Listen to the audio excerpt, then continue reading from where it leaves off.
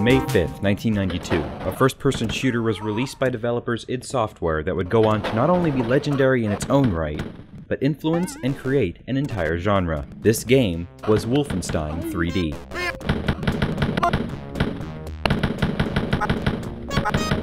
Wolfenstein 3D would go on to lend its name to other games in one of the longest-running series in video games. In this Knee Deep in the Dead special, we look back on the games in the Wolfenstein series, its impact, and its importance in the first-person shooter genre.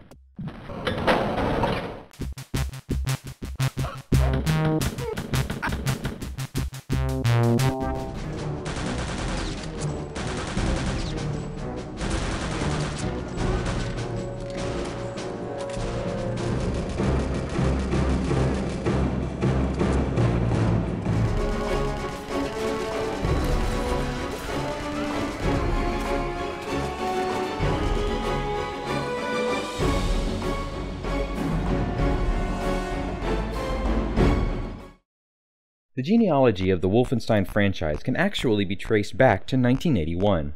It was this year that developer Silas Warner created a game called Castle Wolfenstein. This was a top-down stealth action game from Muse Software originally made for the Apple II. It is in Castle Wolfenstein that you can see the basic elements of the series taking shape. You're a lone Allied prisoner held in Castle Wolfenstein. You are tasked with escaping the prison. In order to escape, you face various Nazis armed only with stealth and a pistol. You make your way through multiple levels of the castle, gathering keys, food, and ammunition to finally escape. The game itself was extremely popular due to its complex gameplay and somewhat random level design. A review by Andrew Brill in Creative Computing, one of the leading computer software magazines of the time, said, "Castle Wolfenstein may be a little slow to play, but the thrill of escape is worth the wait."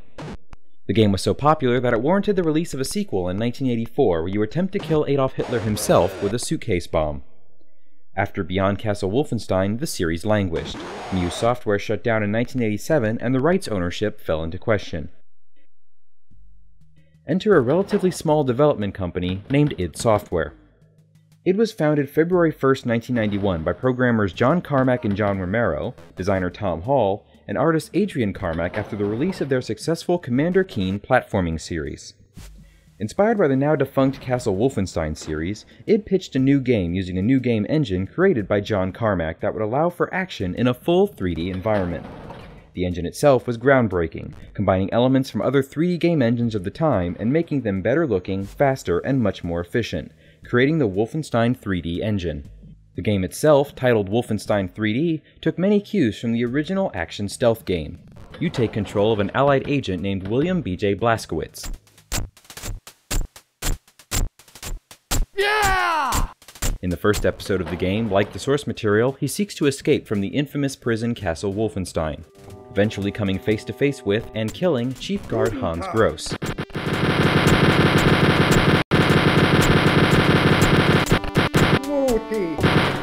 Another mission pits him against Nazi zombies and their curator, Dr. Scabs.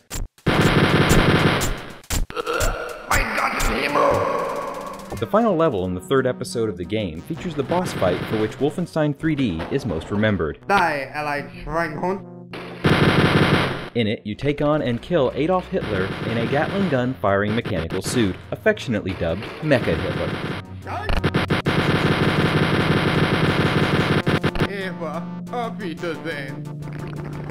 You wield 4 weapons in the game: a knife, a pistol, a chain gun, and a weapon that would be in each subsequent Wolfenstein game, the MP40 machine gun. You use these weapons to gun down a variety of Nazi enemies including troopers, SS officers, the aforementioned zombies, and evil Nazi dogs. The game itself was met with intense controversy not only due to its depiction of Nazi paraphernalia, which got it completely banned in Germany, but also due to its violence. The game's release was 2 years prior to the creation of the Entertainment Software Ratings Board, a group created by the US government in direct response to the increase in violent video games. The controversy did not stifle the success of the game, however. It was immensely popular and almost single-handedly created an entirely new genre, the first-person shooter. A review at the time in Dragon magazine by Sandy Peterson said, "If you like a fun game with lots of action, I unreservedly recommend Wolfenstein 3D. I do mention one important caveat. If you are offended by Nazi regalia, or if wholesale slaughter disturbs you, this game is not for you." In an interview for the Bethesda podcast for the 20th anniversary of Wolfenstein 3D, John Carmack talked about the elements that made the game not only work, but also the elements that became the standards of the first-person shooter genre. You know, the core essence of what's in a first-person shooter, of navigating around the environment, picking stuff up, and shooting at your enemies, really was there from the very beginning. It's amazing how far we've come. The core essence of taking an experience that used to just be done in top-down. We were all familiar at the time with top-down shooters like Gauntlet and things where you would run around and shoot at the enemies there, and taking really very similar gameplay and projecting it into the 3D environment with perspective. And the fact that changed the way you perceived and experienced the game so much was the real triumph of what we did then. This popularity would inspire the creation of a sequel named The Spear of Destiny, showing BJ's adventures before being locked up in Castle Wolfenstein. However, Wolfenstein 3D was quickly overshadowed by its little brother Doom and even younger brother Quake, disappearing from the world of gaming for 9 years.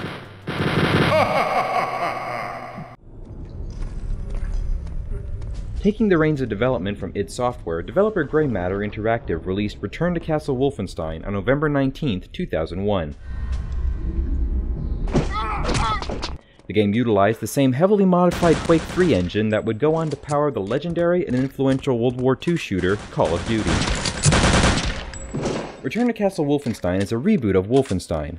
This is Castle Wolfenstein, located in the Harz Mountains of northern Germany. Not specifically referring to the original Wolfenstein 3D, but once again places you in the role of BJ Blazkowicz. The first level tasks you with escaping the titular castle with information about a secret Nazi plot. You learn that the SS Paranormal Division is preparing to raise the evil German warlord Heinrich I from the dead. While working to stop that, you have to stop Oberfuhrer Wilhelm Strasse, aka Death's Head, from using his bizarre and grotesque creations to aid the Nazis in their goal of global domination. This is the pinnacle of all my research. Das Supersoldat. The Super Soldier. However, its campaign was much more subdued than its predecessor. The shooting didn't feel particularly satisfying, and even though you got weapons like a Tesla gun and a Gatling gun, they weren't nearly as effective as the rifle or standard machine gun. It also contains what quickly became a favorite weapon of mine, the Flammenwerfer, or flamethrower.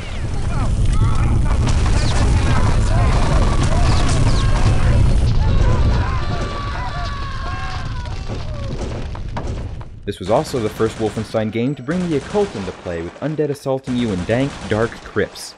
It also featured a few forced stealth missions which were more annoying than contributing to any breakup of action in a game whose pacing was already somewhat off. The biggest disappointment would be found in the last boss of the game, which doesn't have anywhere near the impressive silliness of a Mecha Hitler. Instead, you face off with zombified Heinrich I, who's armed with a large sword. Needless to say, a Gatling gun tends to beat a sword.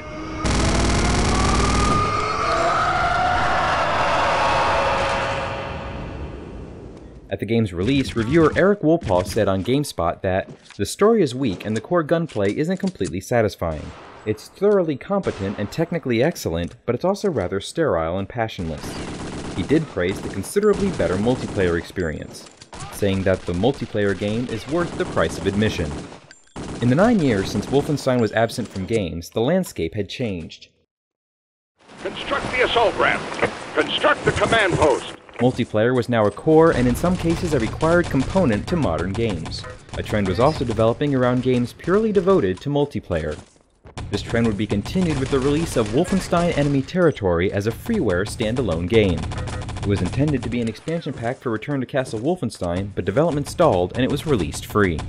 The multiplayer is team-based and revolves around two teams, either Axis or Allies, attacking and defending specific goals outlined either at the start or on the map. Each team member has a different class with different abilities, such as the medic and the soldier. This sort of team-based multiplayer was a staple of FPS design throughout much of the early to mid-2000s, and the semi-lackluster single-player campaign of Return to Castle Wolfenstein sent the game's story into yet another coma, this time for 8 years. This was when Wolfenstein was released on August 18, 2009. It's a bomb!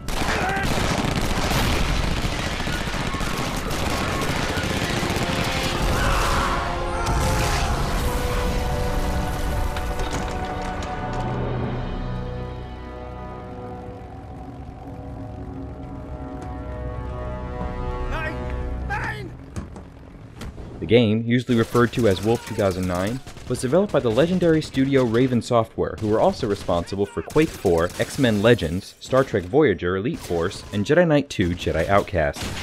It utilized a modified version of the id Tech 4 engine along with Havoc physics. Wolf 2009 is a direct sequel to Return to Castle Wolfenstein. BJ Blazkowicz once again finds himself combating the Nazi menace, this time in the small German town of Eisenstadt.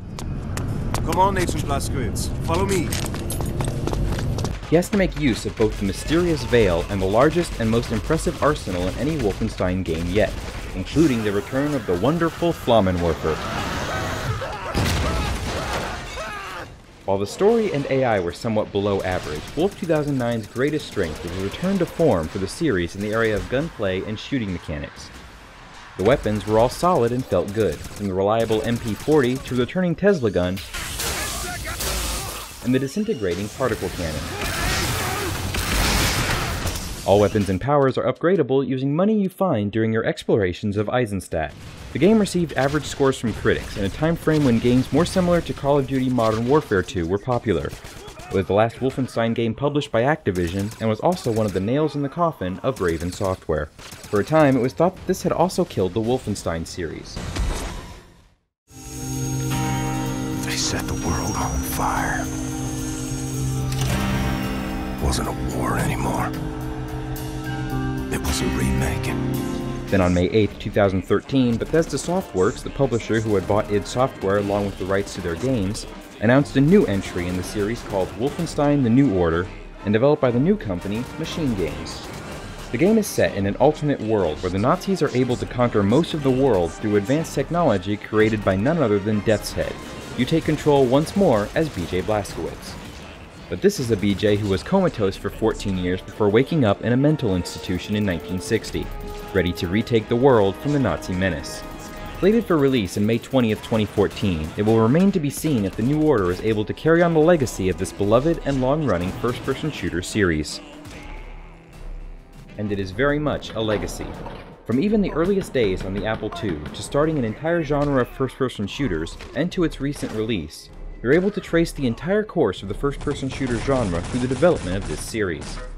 In that same interview on the Bethesda podcast, John Carmack also spoke on how this curve of technology over time is so important and impressive. It's hard to find examples of anything else where you have progressed as much as we have in here when we look at the delta from Wolfenstein to Rage and you put them side by side. And it's true that I literally couldn't have imagined 20 years ago what we would be able to do in the games today. 6 orders of magnitude of progress, a factor of 1,000,000 that we're using to do really sort of the same basic game. You run around, you pick stuff up, you engage your enemies and defeat them and move on to the next level, but we're throwing 1,000,000 times more power at it now than what we had here. Whatever future is in store for the Wolfenstein saga, it is sure that wherever there are Nazis to kill and evil to destroy, you'll find a Blazkowicz prepared to give it his all to destroy it. And the best thing for any FPS fan to do is follow and enjoy the chaos that it brings. Until next time, my friends, as always, game on and take care.